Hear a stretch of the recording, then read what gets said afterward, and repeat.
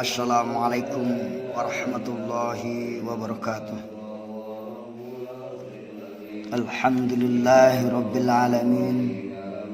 Wabihi nasta'inu ala umuri dunya waddin. Wala hawla wala quwwata illa billahil aliyyil azim. Saudaraku yang dimuliakan oleh Allah subhanahu wa ta'ala, marilah kita mendekatkan diri kepada Allah sedekat-dekatnya dengan membaca Al-Quran, berdialog dengan Allah dengan membaca Al-Quran, ngobrol dengan Allah dengan membaca Al-Quran. Barang siapa membaca Al-Quran, maka dia menjadi orang-orang yang terbaik menurut Rasulullah. Khairukum man ta'allama al-Quran wa 'allamahu. Sebaik-baik kalian adalah yang mengamalkan Al-Quran, belajar Al-Quran dan mengajarkannya. Salawat serta salam semoga dilimpahkan kepada junjungan kita Nabi besar Muhammad sallallahu alaihi wasallam. Marilah kita berkomunikasi dengan Rasulullah sallallahu alaihi wasallam dengan banyak membaca sholawat kepadanya. Allahumma sholli ala Sayyidina Muhammad wa ala alihi.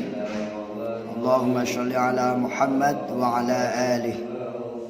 Ya Allah, limpahkanlah tambahan rahmat-Mu kepada Nabi Muhammad dan kepada keluarganya. Allahumma sholli ala Muhammad wa ala alihi. Allahumma sholli ala Muhammad wa ala alihi. Baiklah, dalam kesempatan kali ini kita akan membaca surat Al-Hijr ayat 52, yaitu kisah tentang Nabi Ibrahim dengan tamunya. A'udzu billahi minasy syaithanir rajim. Bismillahirrahmanirrahim.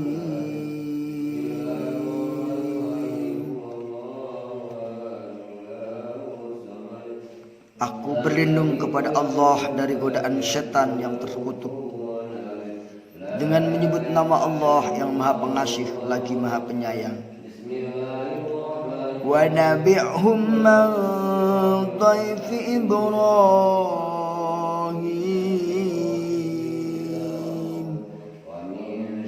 Dan kabarkanlah kepada mereka tentang tamu-tamu Ibrahim alaihissalam. Tamu Ibrahim alaihissalam di sini adalah malaikat. Orang yang hatinya bersih, tamunya juga malaikat. Sudahkah rumah kita? Sudahkah malaikat bertamu di rumah kita? Jika hati kita bersih seperti Nabi Ibrahim, insya Allah malaikat akan bertamu di rumah kita. إذ دخلوا عليه فقالوا سلاما قال إن منكم وجلون. Ketika mereka masuk ke tempatnya, lalu mereka mengucapkan salam. Berkata Ibrahim, sesungguhnya kami merasa takut kepadamu. Ketika malaikat memasuki rumah Nabi Ibrahim dan mengucapkan salam, Ibrahim pun mengatakan bahwa kami ini takut kepadamu, yaitu kepada malaikat. Qalu la tawjal inna nubashshiruka bi ghulamin alim.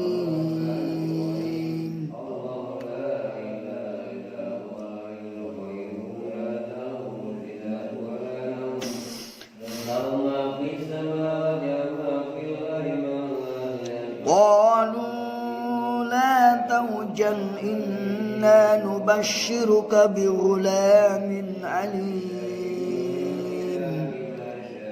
Mereka berkata, malaikat, janganlah kamu merasa takut.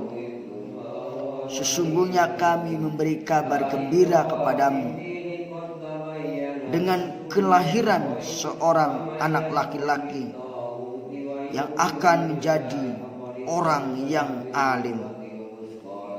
Yang dimaksud dengan orang laki-laki di sini adalah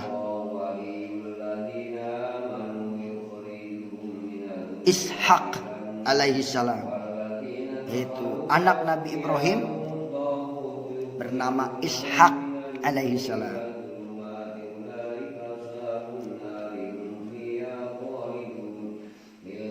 Qalu basyarnaka bil haqqi fala takum minal qanitin.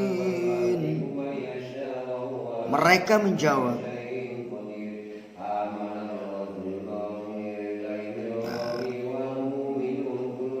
qalu abashartumuni ala ammathaniyal kibaru fabima tubashirun. Berkata Ibrahim, apakah kamu memberi kabar gembira kepadaku padahal usiaku telah lanjut? Maka dengan cara bagaimana terlaksana berita gembira yang kamu kabarkan itu? Jadi Nabi Ibrahim alaihissalam umurnya telah lanjut, sedangkan Ibrahim alaihissalam belum mempunyai seorang anak, seorang putra. Maka malaikat bertamu ke rumahnya dan mengucapkan salam dan memberi kabar gembira bahwa Ibrahim akan diberikan seorang anak yang alim, yang saleh. Lalu Ibrahim berkata, bagaimana mungkin caranya supaya itu kabar gembira bisa terlaksana sedangkan saya usianya sudah lanjut? Mereka menjawab, qalu basyarnaka bil haqq fala takum minal qanitin. Malaikat menjawab pertanyaan Nabi Ibrahim, kami menyampaikan kabar gembira kepadamu dengan benar, maka janganlah kamu termasuk orang-orang yang berputus asa. Qala wa man yaqnatu min rahmati rabbih illa dhalun. Ibrahim berkata, tidak ada orang yang berputus asa dari rahmat Allah kecuali orang-orang yang sesat. Qala fama khatubukum ayyuhal mursalun. Berkata pula Ibrahim, apakah urusanmu yang penting selain itu, hai para utusan? Qalu inna ursilna ila qaumin mujrimin. Mereka menjawab, sesungguhnya kami sesungguhnya diutus kepada kaum yang berdosa. Jadi di samping memberi kabar gembira, malaikat ini juga diutus terhadap kaum yang berdusta, kaum yang berdosa.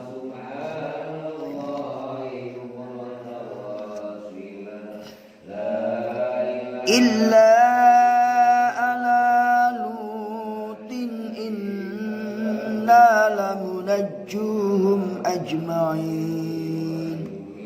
Kecuali Lut beserta pengikut-pengikutnya, sesungguhnya kami telah menyelamatkan mereka semuanya. illam ra'atahu qaddarna innaha laminal ghabirin. Kecuali istrinya, kami telah menentukan bahwa sungguhnya ia itu termasuk orang-orang yang tertinggal bersama-sama dengan orang kafir lainnya. Saudaraku yang dimuliakan oleh Allah Subhanahu wa taala, dalam ayat ini kisah tentang Nabi Ibrahim dan tamunya ini. Barangkali bisa kita ambil hikmah dari peristiwa ini. Yang pertama, kenapa Nabi Ibrahim alaihi salam didatangin oleh tamu agung, oleh malaikat?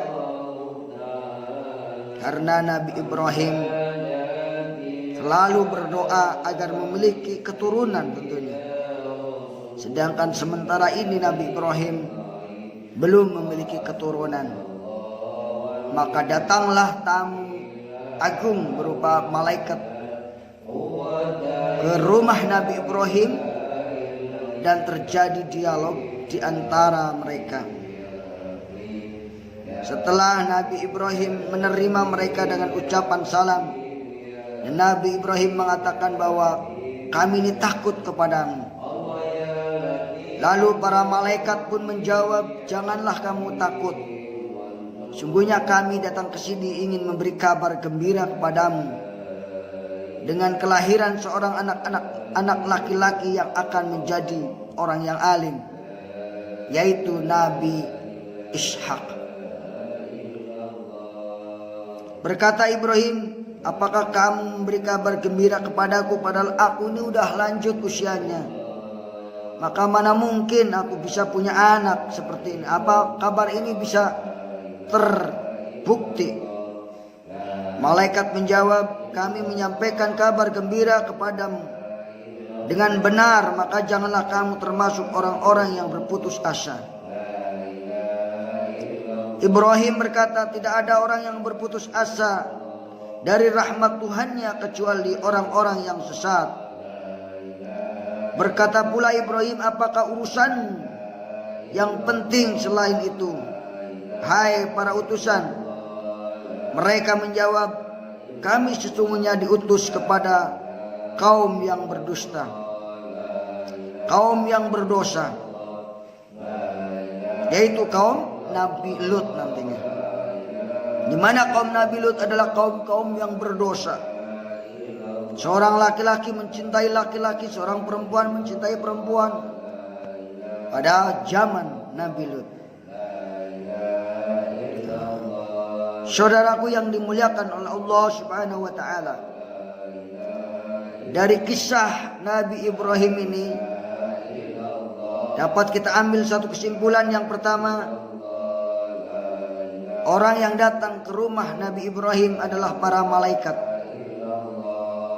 Jika kita ingin didatangi rumah kita oleh malaikat, tentu kita harus memiliki pribadi yang baik seperti pribadi Nabi Ibrahim alaihissalam, sehingga rumah kita didatangi oleh malaikat, didatangi oleh orang-orang yang soleh, didatangi oleh orang yang baik, didatangi oleh orang-orang yang senantiasa memberikan kabar kebaikan buat kita.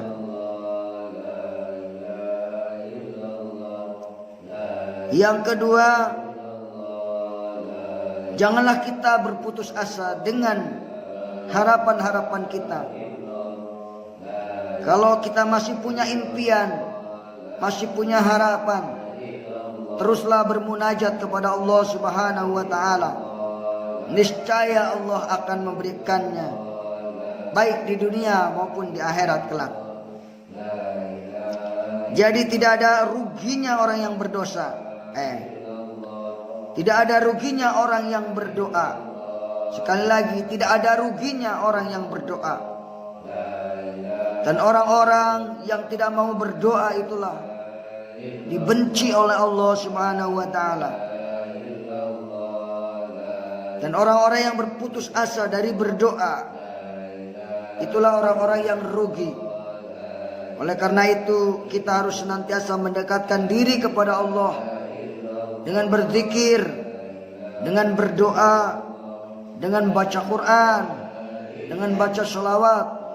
Semuanya itu harus kita lakukan dalam rangka membentengi diri kita agar tidak menjadi orang-orang yang berputus asa di jalan Allah.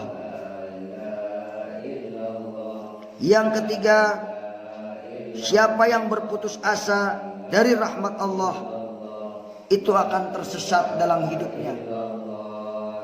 Siapapun di antara kita hendaknya menjaga diri daripada sifat putus asa, karena sifat putus asa akan membawa ke jalan yang sesat. Misalnya saja seorang anak ingin motor kepada ayahnya lalu tidak dibelikan, kemudian dia putus asa dan gantung diri, berarti telah berada dalam kesesatan yang nyata. Atau dia merampok bank, akhirnya dia terbunuh, maka dia berada dalam kesesatan, terbunuhnya. Yang keempat, bahwa malaikat diutus oleh Allah bukan hanya memberikan kabar gembira kepada orang-orang yang soleh, tetapi juga memberikan teguran kepada orang-orang yang berbuat dosa. Di antaranya adalah terhadap kaum Nabi Lut, di mana kaum Nabi Lut yang senantiasa berbuat dosa, menyalahi kodrat dan fitrah manusia, diutuslah seorang nabi bernama Lut dan memberikan peringatan kepada kaumnya agar berhenti berbuat dosa. Namun kaum tersebut bukannya berhenti, tetapi malah menghina dan mengusir Nabi Lut alaihi salam. Akhirnya Allah menurunkan azab kepada seluruh kaum Nabi Lut yang ingkar kepada Nabi Lut, termasuk istrinya. Jadi tidak ada jaminan istri kita tidak mendapat azab dari Allah jika istri kita ini durhaka kepada Allah, kepada suami. Dan tidak ada jaminan seorang suami bisa membawa istrinya ke dalam surga jika suaminya tidak peduli terhadap ibadah istrinya. Jika seorang suami hanya memikirkan ibadah sendiri, mementingkan sendiri, tidak mendidik istrinya, mengarahkan istrinya berpakaian yang islami, mengarahkan istrinya berakhlak yang islami, mengarahkan keluarganya berakhlak yang islami, maka kelak sang suami tersebut tidak bisa membawa istrinya ke dalam surga. Bahkan mungkin sang suami yang banyak ibadahnya, tetapi hanya memikirkan diri, tidak memikirkan keluarga, akan ditarik oleh istrinya ke dalam neraka. A'udzubillah, summa na'udzubillah. Oleh karena itu, bapak-bapak, mari kita perbaiki diri kita, dan jangan lupa perbaiki keluarga kita. Karena percuma kalau kita hanya memperbaiki diri tanpa memperbaiki keluarga. Percuma kalau kita hanya memperbaiki diri tanpa memperbaiki tetangga dan masyarakat. Oleh karena itu, Marilah kita ambil hikmah dari kisah Nabi Ibrahim tersebut. Demikian yang dapat saya sampaikan. Semoga kisah Nabi Ibrahim ini yang terdapat dalam surat Al-Hijr ayat 51 sampai dengan ayat 58 bisa dijadikan sebagai pelajaran buat kita agar menjadi orang-orang yang sabar dalam berdoa dan tidak berputus asa, agar menjadi orang-orang yang husnudon kepada Allah Subhanahu wa taala, tidak menjadi orang yang suudon kepada Allah Subhanahu wa taala. Saudaraku yang dimuliakan oleh Allah Subhanahu wa taala, hikmah ini tidak akan diperoleh jika saudara-saudara semuanya tidak mau membuka Al-Quran, tidak mau membaca Al-Quran, tidak mau memahami Al-Quran, dan tidak mau mendalami Al-Quran. Sebagai muslim, kemana saja dalam setiap hari kita tidak mampu membuka Al-Quran, kemana saja waktu kita tidak mampu menghafal Al-Quran, kemana saja umur kita habiskan tidak mampu mendekatkan diri dengan Al-Quran, dengan sholawat, dengan amal soleh, dengan kebaikan-kebaikan. Sungguh rugi jika hanya memikirkan har, dol, din, dahar, modal, dan ulin. Na'udzubillah, summa na'udzubillah.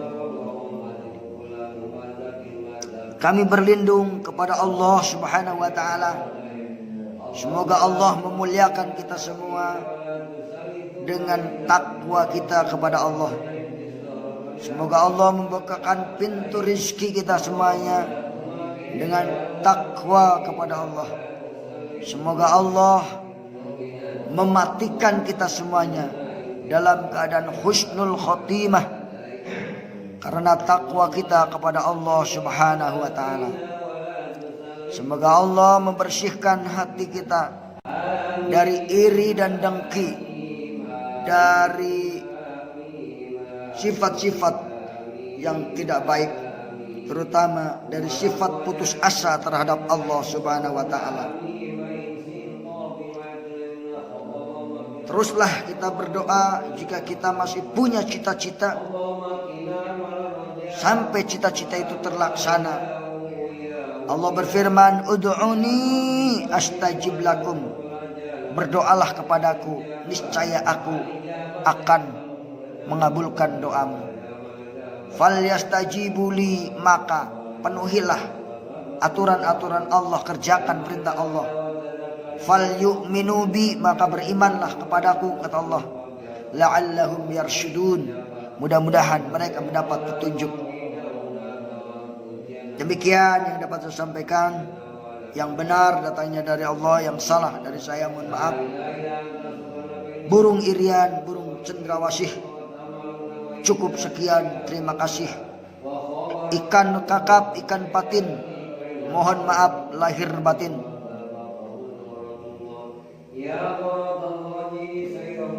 Burung pipit dari Mandalawangi, berhubung waktu sudah sempit, saya pribadi undur diri. Wassalamualaikum warahmatullahi wabarakatuh.